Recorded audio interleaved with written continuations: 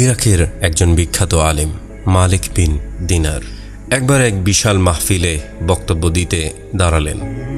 এক শ্রোতা বলে উঠলেন, আপনার বক্তব্য শুরু করার আগে আমাকে একটি প্রশ্নের উত্তর দিন। মালিক বিন দিনার তাকে প্রশ্নের অনুমতি দিলেন। বয়স্ক শ্রোতা বললেন, আজ থেকে প্রায় 10 বছর আগে আমি আপনাকে মাতাল অবস্থায় পড়ে থাকতে দেখেছি। আপনি সেই অবস্থা থেকে ফিরে এলেন কিভাবে এবং এই ওয়াজের ময়দানে আপনি কিভাবে এলেন? মালিক বিন দিনার কিছুক্ষণ মাথা নিচু করে রইলেন। তারপর বললেন, ঠিক বলেছেন, আমি সেই ব্যক্তি। শুনুন তাহলে। একদিন এক কদরের রাতে মদের দোকান বন্ধ ছিল। দোকানিকে অনেক অনুরোধ করে এক বোতল মদ কিনে বাসায় চলে আসলাম। বাসায় গিয়ে খাবো এই শর্তে। বাসায় ঢুকলাম। ঢুকেই দেখি আমার স্ত্রী সালাত আদায় করছে। আমি আমার ঘরে চলে গেলাম এবং বোতলটা টেবিলে রাখলাম। আমার 3 বছরের শিশু মেয়েটা দৌড়ে এলো। টেবিলের সাথে ধাক্কা খেয়ে মদের বোতলটি মাটিতে পড়ে গেল। অবুঝ মেয়েটি খিলখিল করে হাসতে লাগলো।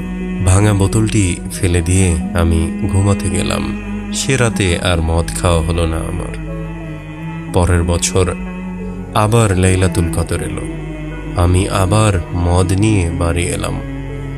বোতলটা টেবিলে রাখলাম। হঠাৎ বোতলটার দিকে তাকাতেই কান্নায় বুক ফেটে গেল। 3 মাস আগে আমার শিশু কন্যাটি মারা গিয়েছে। বোতলটি বাইরে ফেলে দিয়ে ঘুমিয়ে পড়লাম। স্বপ্নে দেখেছি এক বিরাট সাপ আমাকে তাড়া করছে।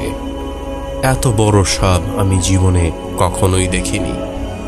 আমি ভয়ে দৌড়াচ্ছি। এমন সময় এক দুর্বল বৃদ্ধকে দেখলাম। বৃদ্ধ আমাকে বলল, আমি খুব দুর্বল এবং ক্ষুধার্ত। এই সাপের সাথে আমি পারবো না। তুমি ওই পাহাড়ের ডান দিকে উঠে যাও। পাহাড়ে গিয়ে দেখি দাউ দাউ আগুন জ্বলছে আর আমার পিছনে এগিয়ে আসছে সেই সাপ। বৃদ্ধের কথা মতো ডান দিকে ছুটে গেলাম। দেখলাম সুন্দর একটা বাগান। বাচ্চারা খেলছে। গেটে দারোয়ান দাঁড়িয়ে আছে। দারোয়ান আমাকে বলল, বাচ্চারা দেখো তো এই লোকটিকে, একে সাপটি খেয়ে ফেলবে, নয়তো আগুনে ফেলে দিবে। দারোয়ানের কথায় বাচ্চারা ছুটে এলো। তার মাঝে আমার মেয়েটাও ছিল। মেয়েটি আমার ডান হাত জড়িয়ে ধরে বাম হাতে থাপ্পড় দিয়ে সাপটিকে দূরে ফেলে দিল। অমনি সাপটি চলে গেল।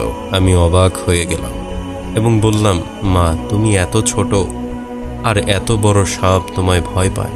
মেয়ে বলল, আমি জান্নাতি মেয়ে, জাহান্নামের সাপ আমায় ভয় পায়। আব্বা, এই সাপকে তুমি চিনতে পারছো? আমি বললাম, না মা।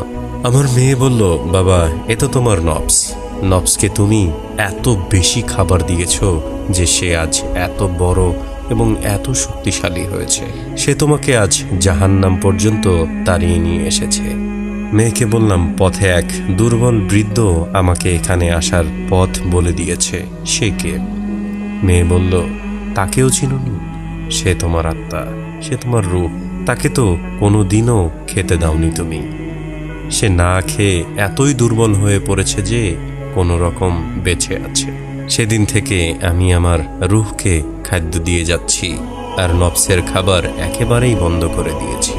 চোখ বন্ধ করলে সেই ভয়াল রূপটি দেখতে পাই আর দেখি রূহকে, কত দুর্বল, হাঁটতে পারে না।